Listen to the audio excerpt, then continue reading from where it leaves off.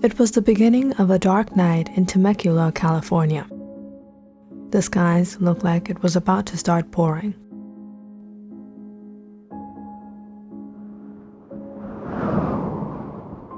A cool breeze ran down the empty streets.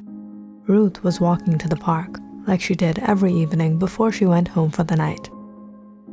It helped her calm down and reach a sense of relief from all that was going on in her life before she closed her eyes for a sweet slumber.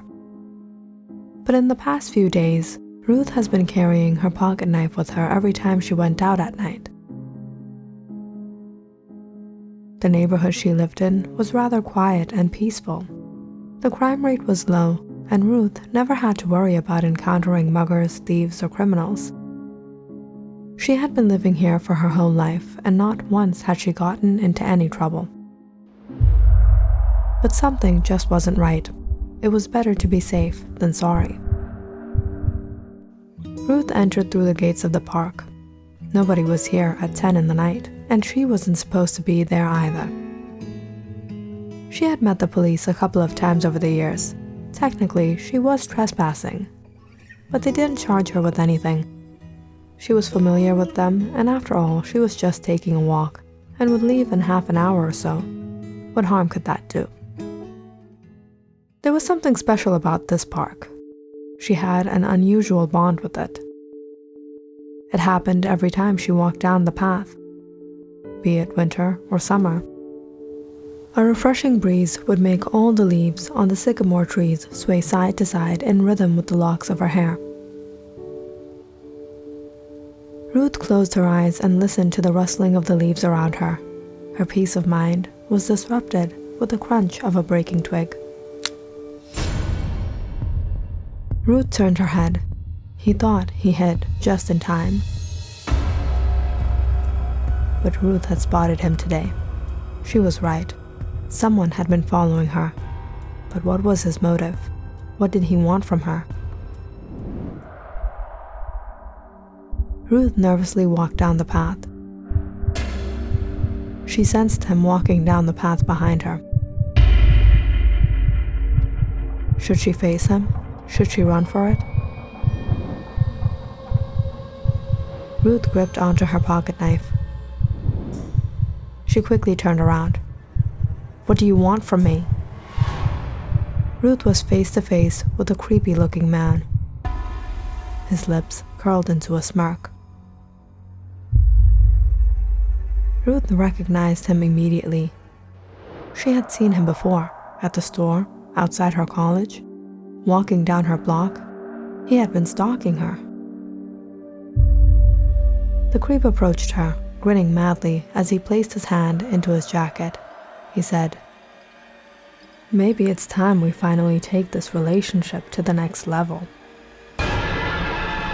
Ruth was freaked out. She stumbled back when her eyes caught a glimpse of something glaring silver in his pocket. "I'll scream. The police will be here any moment. People will all surround you. You'll be caught and humiliated. I'm giving you a last chance. Leave me alone." "Are you really going to give your boyfriend up to the police?" "I don't know you. You aren't my boyfriend. Please, leave me alone. I'm warning you, you'll regret this. If you take another step, I'll scream." "Not unless I don't let you." Just when the creep was about to get hold of Ruth, a strong gust of wind made their feet shake on the ground. But the man didn't stop. He stood up in the strong winds and walked towards Ruth. Ruth had difficulty standing up straight. The winds were so strong, she heard the noises of the branches starting to break off from the trees. Ruth screamed out for help, but could anyone hear her over the howling winds? "I've waited a long time. Tonight, I'll finally have you." The man yelled out, chuckling menacingly. But just when he took another step, Ruth heard him yell out in pain before he fell to the ground. Ruth looked at him horrified. He had been hit by a long, sharp branch of one of the sycamore trees. The winds suddenly stopped. Ruth stood up, trembling in fear. She ran out the gates of the park, not stopping for a single second, not for anything, until she reached all the way back home. The next morning, Ruth watched the news. A man has been found lifeless in the park. He was fatally injured from a natural disaster that occurred when one of the tree branches broke off from a large sycamore tree. Some of the people have come forward to hold a memorial for the man who passed away.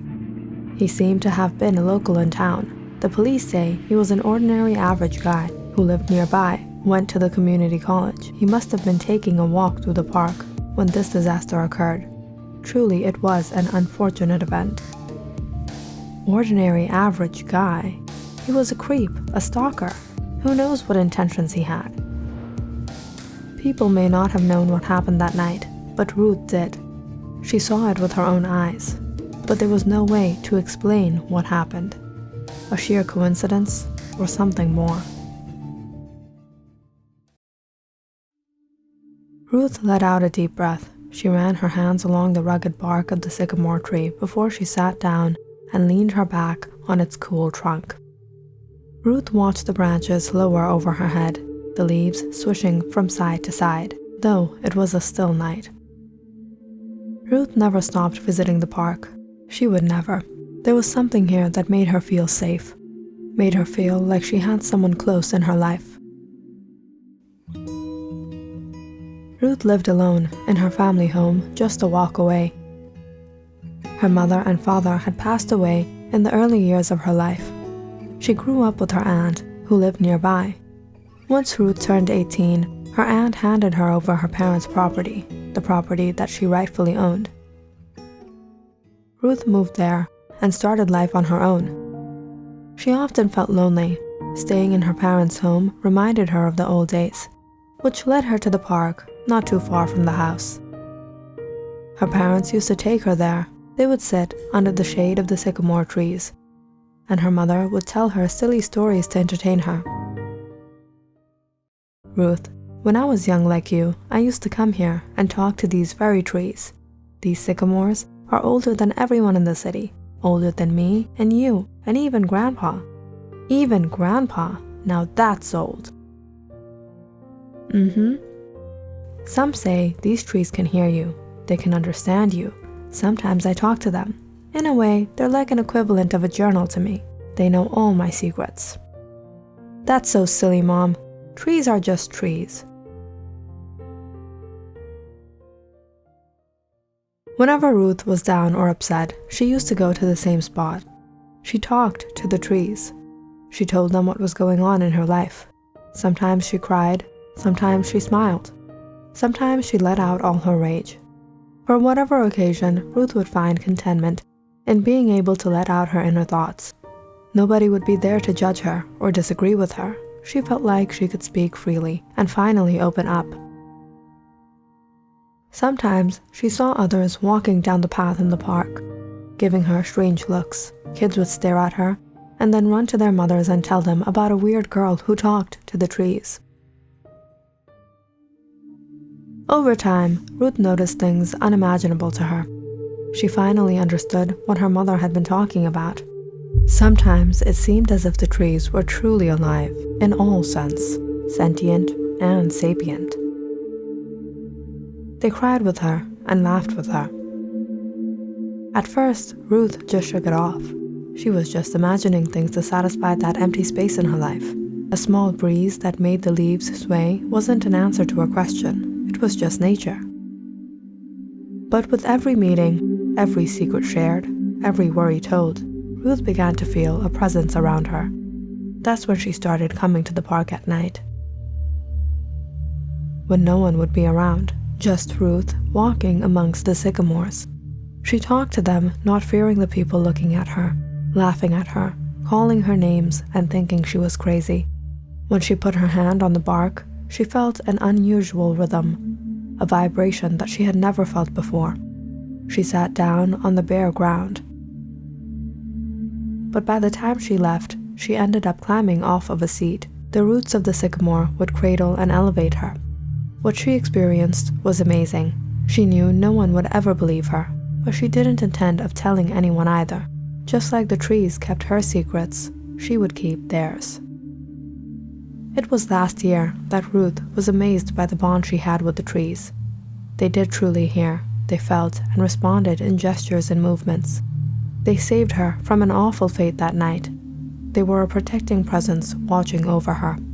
Ruth oftentimes wished that they would speak back to her, but she never once awaited for the trees to reply to her vocally. She was happy with the movement of the earth, the shade the leaves gave her. She took them as acknowledgement of the words she shared with them. The night was getting dark, and it was getting late. Ruth should be getting back home. She got down from the roots. She stroked her hands a last time on the bark of the sycamore, sending her goodbyes for the long night.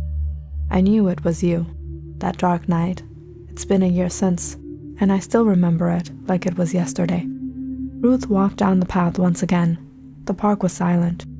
All Ruth could hear was the bottom of her shoes scraping along the gravel on the pavement. Suddenly, she heard a voice behind her. Not just one, but many. "We send you our greetings." Ruth turned around. There wasn't a single soul in the park besides hers. She knew where the voice came from.